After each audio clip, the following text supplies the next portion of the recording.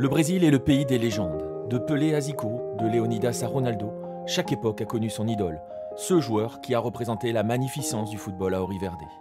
Mais au pays des légendes, il en est une qui occupe une place particulière, une dont le souvenir ramène le sourire ou provoque les larmes chez ceux qui l'ont connue, une que les livres d'histoire oublient parfois de citer, alors que les anciens cherchent encore à transmettre sa mémoire. Cette légende, c'est Mané Garrincha.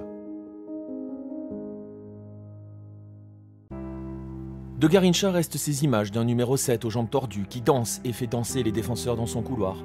De Garrincha restent les histoires d'une Coupe du Monde qu'il gagne à lui tout seul au Chili en l'absence d'un Pelé déjà proclamé roi. Les anecdotes, parfois vraies, parfois non, mais toutes plus folles les unes que les autres. Mais de Garrincha reste surtout une question, celle de son héritage. À l'heure où le Brésil, quand il ne l'oublie pas, cherche à retrouver son identité footballistique, essaye d'évoquer et d'invoquer le souvenir de la Ginga du Jogo Bonito. Quelle place reste-t-il pour cette époque de la fin des années 50, celle dont Garrincha a été l'un des plus fiers représentants?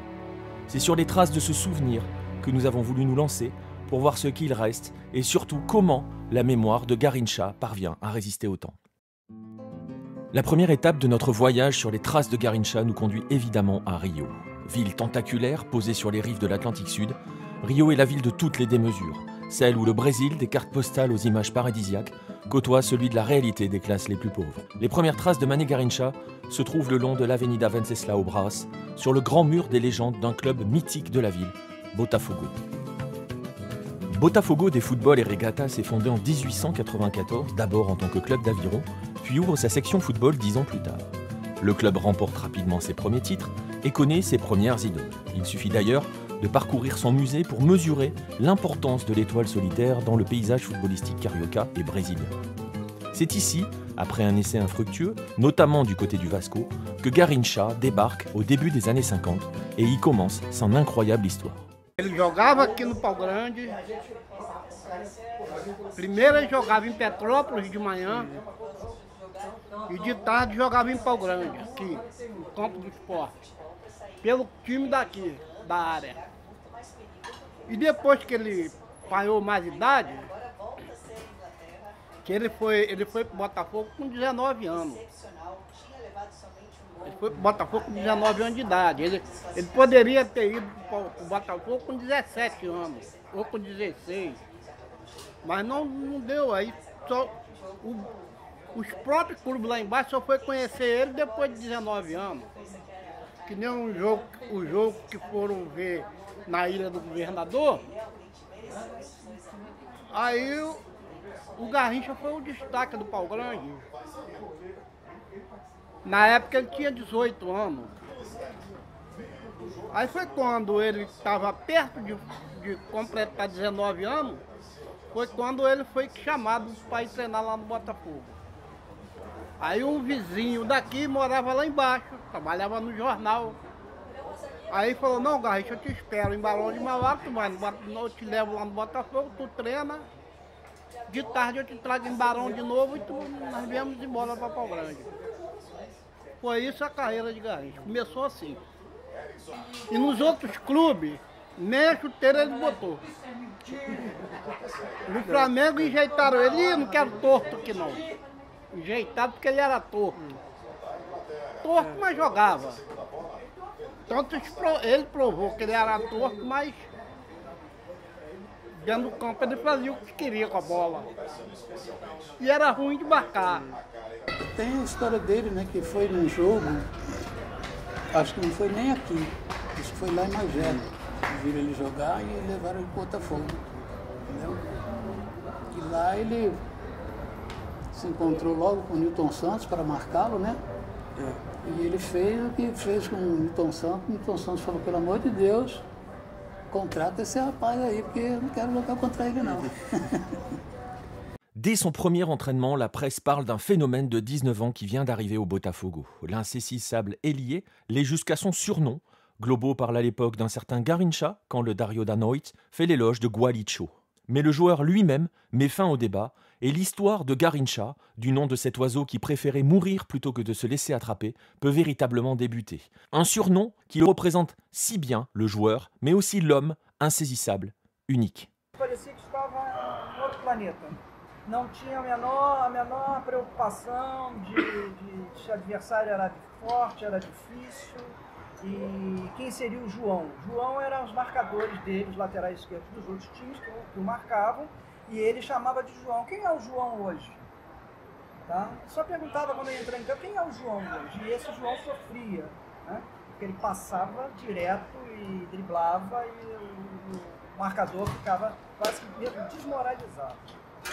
Garrincha era imprevisível, eu diria que imarcável, praticamente imarcável. Não dava para marcar o Garrincha. Era muito difícil, eu entendo, é muito difícil para os grandes jogadores marcá-lo, porque o Garrincha, o que eu expliquei a vocês, ele ia para um lado, o zagueiro acompanhava, vinha para cá, o zagueiro acompanhava, ia para lá, voltava e saía, o zagueiro ficava perdido, e ele ia embora com a bola, pela linha de fundo, avançando para o gol. Em Garrincha não havia muita necessidade de você tinha que deixar, eles todos diziam isso, tinha que deixar o Garrincha fazer o que ele sabia fazer. Ele não dava muito para você colocar ali esquema tático, porque ele funcionava sem precisar de esquema tático. Ele preparava todo aquele show, ele dava um show aqui na lateral, na ponta direita, e mandava a bola para a área, e os artilheiros, e fez vários artilheiros. Os artilheiros só tinham o trabalho de complementar para gol. Eu costumo dizer que o brasileiro ele tem uma dificuldade muito grande com relação às autoridades, né? As autoridades brasileiras são muito incompetentes, muito mesquinhas, então desde pequeno o brasileiro entende que não se confia em autoridades. O Garrincha meio que torna-se esse quebrador de regras. Então ele é o cara que ele não quer saber de esquema tático, ele não quer saber de orientação do técnico, ele quer jogar bola. E ele vai jogar bola da maneira que ele achar mais legal, mais divertida, mais interessante para ele e eventualmente para o time e para os colegas dele. Mas ele nunca vai se prender, nunca vai se tolher para obedecer o esquema tático.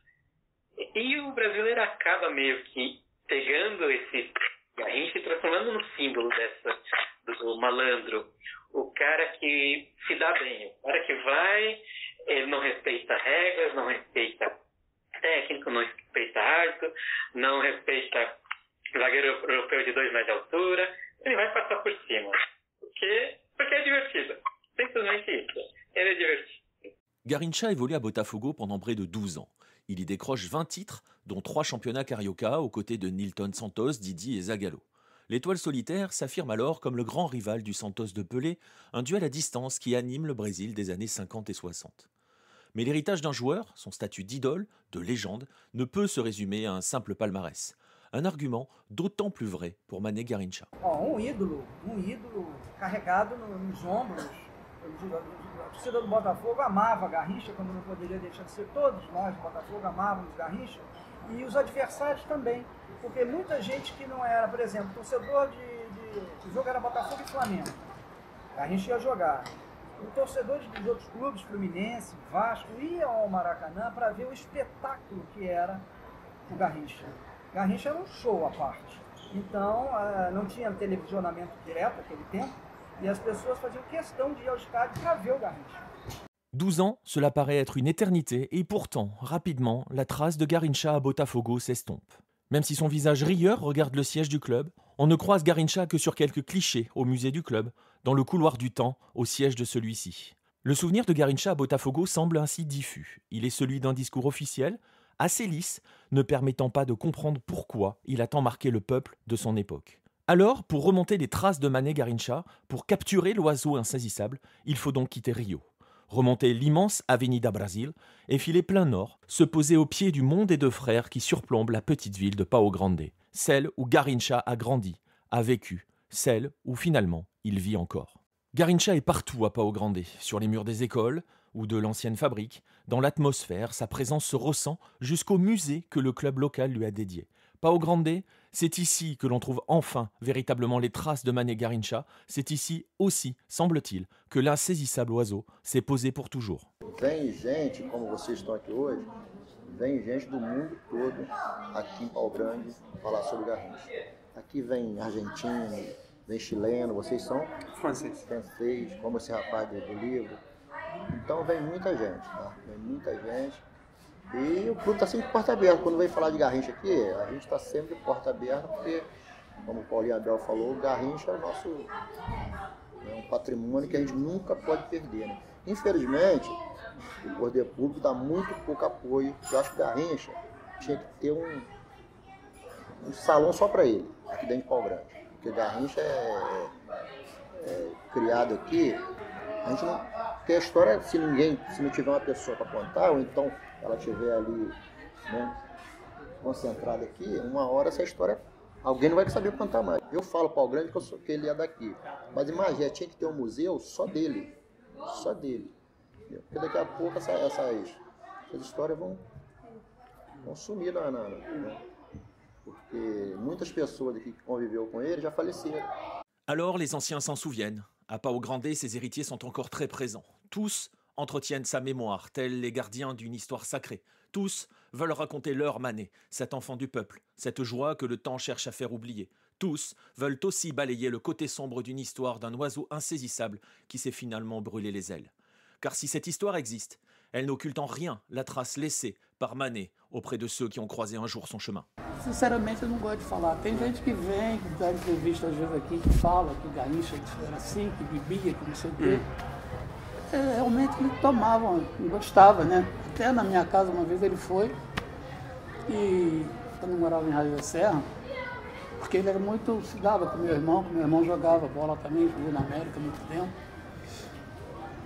Ele ia muito na minha casa, se dava muito com meu pai, com a minha mãe. E chegou lá e ele falou, tem alguma coisa para mim tomar aí? Aí minha mãe pegou uma garrafa de rum, não sei o que, e deu a ele. Ele tomou lá 2 goles e pronto, não tomou mais que isso. Mas se ele bebia demais, conforme dizem, até um tal de... Era o nome do homem, Castro, daquele livro, Rosane. Rui Castro. Rui Castro.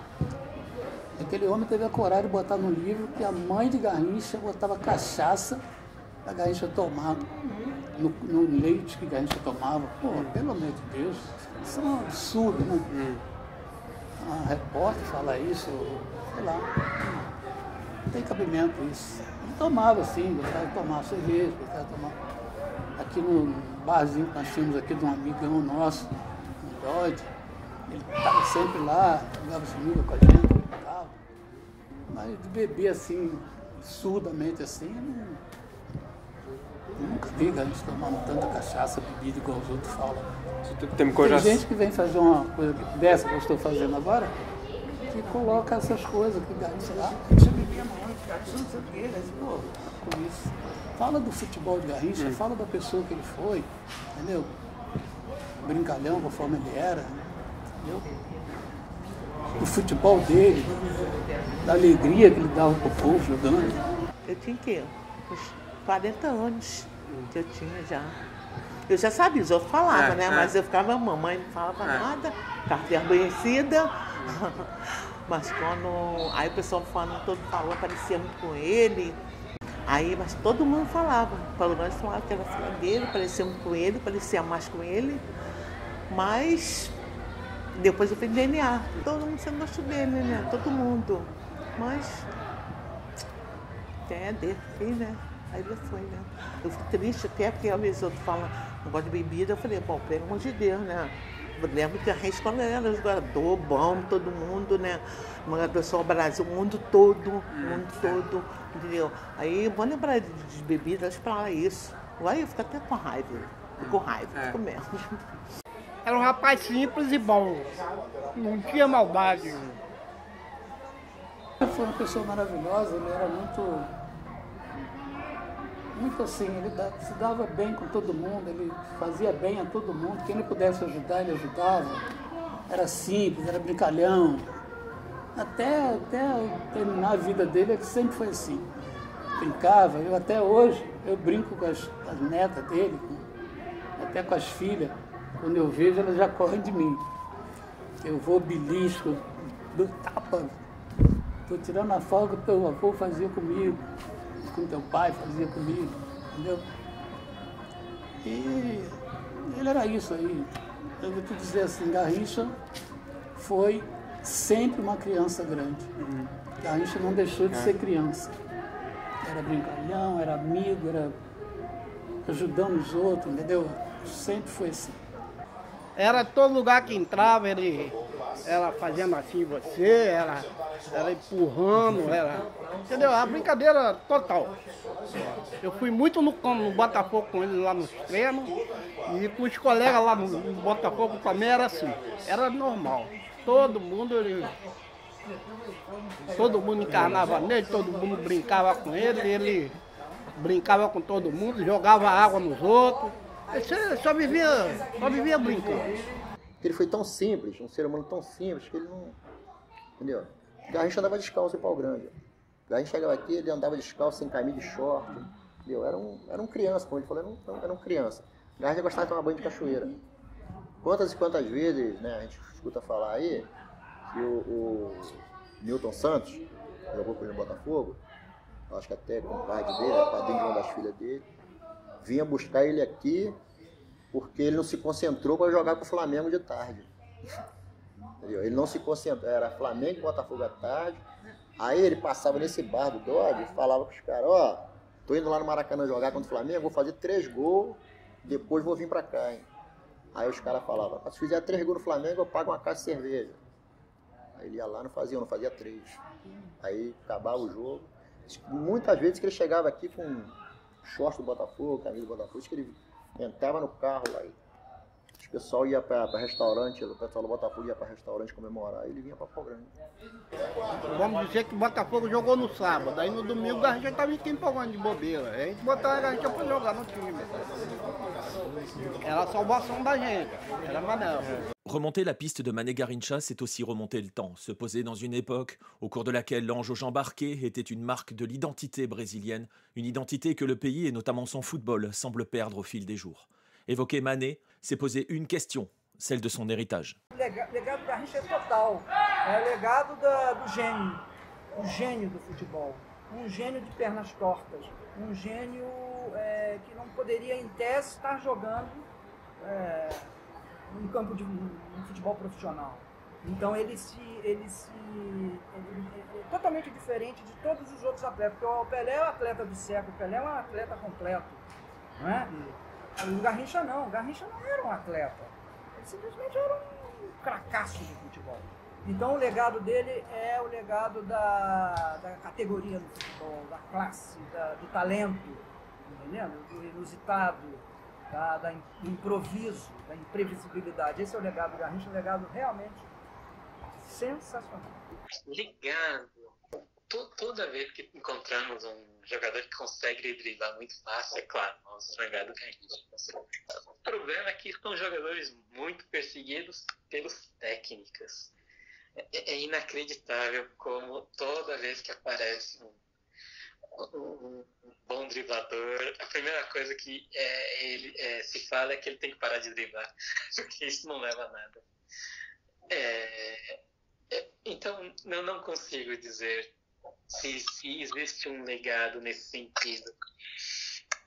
O Brasil não consegue mais produzir batedor de falta, imagine driblador.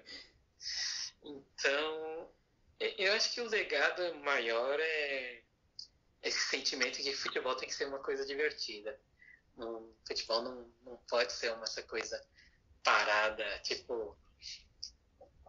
A coisa que eu mais odeio no futebol é quando o time perde e o técnico fala, não, mas tivemos mais posse de bola. Tipo, o que se faz com mais posse de bola? Eu não me lembro de nenhum time que ganhou campeonato com mais posse de bola. Mais posse de bola não dá ponto. Mais posse de bola, se você não marca gol, não adianta. Então, eu imagino que talvez não seja uma questão de legado, mas acho que seria uma questão de sonho. O legado do Garrincha é a esperança de que a gente consiga ainda ter, não um novo Garrincha, mas jogadores que adoram jogar futebol igual o Garrincha. Para mim, acho que a maior característica do Garrincha era essa sensação de que ele adorava jogar futebol. Au bout de notre périple de Rio à Pau Grande en passant par Sao Paulo, se pose une dernière question. Existera-t-il un jour un autre Garrincha? Le Brésil retrouvera-t-il un jour un joueur capable d'imprimer les mémoires collectives de son peuple comme le fit l'enfant de Pau Grande? Nunca teremos outro Garrincha. Você imaginar jogador fisicamente perfeito como Pelé é possível. Questão de exercício, você tem parte nutricional, você consegue construir um cara. Essa fusão de uma peculiaridade física, essa perna torta do Garrincha, essa perna mais curta que a outra, em que não resulta numa dificuldade, mas não de caminhar, resulta num cara que consegue correr de maneira inacreditável, brecar e depois voltar a correr, e com esse senso de futebol, de cruzamento, de lançamento. Não dá. São tantas variáveis inacreditáveis que dão certo que eu realmente acho que nunca mais teremos um Garrincha. Era a alegria do povo, entendeu? Era um jogo de Botafogo, os outros torcedores de Fluminense, de Vasco, iam ver Garrincha, entendeu? Iam torcer para Garrincha. Porque ele era a alegria do povo, entendeu? Sempre foi a alegria do povo. Fazia a torcida dar risada, as jogadas que ele fazia. Então, por isso que eu digo que, igual Garrincha, ninguém vai ver. Teve uma vez aqui eu era presidente do clube e eu fiz um contrato com o Botafogo de vir jogar aqui. As equipes de base do Botafogo jogavam aqui. Aí veio a Globo aqui num jogo Flamengo e Botafogo para filmar, entendeu? O jogo. Então veio uma repórter e falou comigo: Sr. Paulo, dá licença, queria falar com o senhor. Falei: pois não. Aí ela falou: eu quero lhe fazer uma pergunta, mas o senhor é suspeito de me dar essa resposta porque o senhor é o presidente do clube que projetou Garrincha. Aí eu falei: qual é a resposta? O que você quer? Ela falou: me diz uma coisa, o rei do futebol, Garrincha ou Pelé? Eu falei: pô, você quer me complicar, né? Aí eu falei: eu vou fazer o seguinte, eu vou transferir a pergunta para você. Falei para ela. Ela falou: como assim? Eu falei: quantas vezes a senhora já ouviu dizer está surgindo um novo Pelé? Aí ela falou: eu falei: aí falei vários jogadores que já tinham sido chamados, uns 5, mais ou menos 6, que seriam um novo Garrincha, um novo Pelé. Eu falei: quantas vezes a senhora já ouviu dizer que está surgindo um novo Garrincha? Ela falou: eu nunca ouvi. Eu falei: senhora, não ouvi nunca. Não desfazendo de Pelé. Pelé na posição dele, Garrincha na dele, nada a ver. Não vai ter nunca, não vai aparecer jogador nenhum para dizer: esse novo Pelé, novo Garrincha. Nunca mais. Eu tô com 58 anos, como ele falou, já vi falar muito em novo Pelé, novo Zico, novo Maradona, mas novo Garrincha eu nunca ouvi falar. Nunca ouvi falar mesmo. Garrincha eu acho que vai ser o único que eu acho que nunca ouvi falar em tá nascendo um novo Garrincha. Um novo jogador como se fosse Garrincha? Rapaz, tinha um aqui também bom, também igual a ele. Jogava no América, só que esse não estourou na bola igual o Garrincha, estourou no futebol, porque ele é muito medroso. Teve um treinador que pegou um lateral esquerdo, botou em cima dele, para dar pancada nele até ele perder o medo no treino. O cara se machucou, saiu do campo, não voltou mais, e o cara continuou medroso. Ele só jogava no time principal do América quando ia jogar fora. Aqui em Pau Grande, ele nunca vi ela aqui em Pau Grande. Aliás, no final, a América nunca veio aqui em Pau Grande. O Garrincha nunca mais vai se ver um jogador do Garrincha que o Garrincha fazia, não é possível fazer, não sei. Bom, assim como ele apareceu, como ele veio ao mundo, né? Pode aparecer sim, mas eu acho muito difícil. O que Garrincha fazia era impossível. É coisa de deixar qualquer um doido. Maluco, esse homem não é daqui não, isso é de outro planeta. É que Deus levou ele, não tem jeito, né? Deus levou, aí nós perdemos ele.